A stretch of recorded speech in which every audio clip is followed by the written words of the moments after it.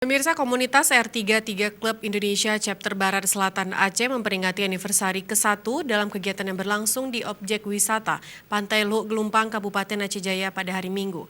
Bertujuan untuk menjalin silaturahmi dan kekompakan antar pengguna mobil R3 di Aceh. Peringatan anniversary ke-1 RC Chapter Barsela diawali dengan konvoi bersama para peserta undangan dari Chapter Kutaraja Banda Aceh menuju ke lokasi Pantai Luhuk Gelumpang, Kabupaten Aceh Jaya. Dalam perjalanannya menuju ke Aceh Jaya, para peserta touring berhenti pada sejumlah titik untuk pengambilan momen foto sebagai sarana promosi keindahan objek wisata yang ada di Aceh.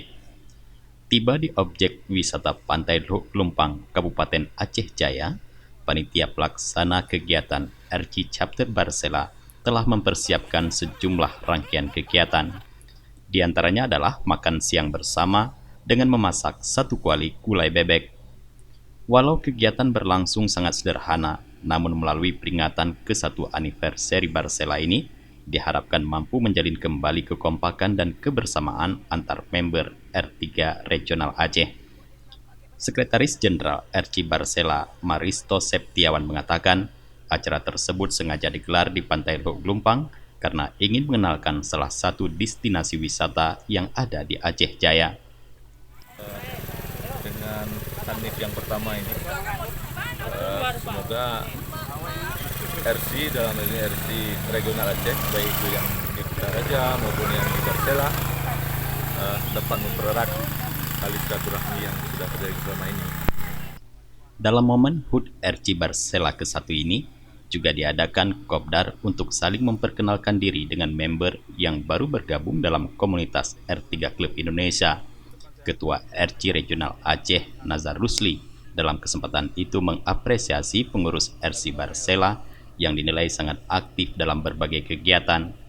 Walaupun baru berusia 1 tahun, RC Barsela dinilai telah mampu menjadi contoh yang baik bagi chapter lainnya bagaimana mengurus sebuah komunitas.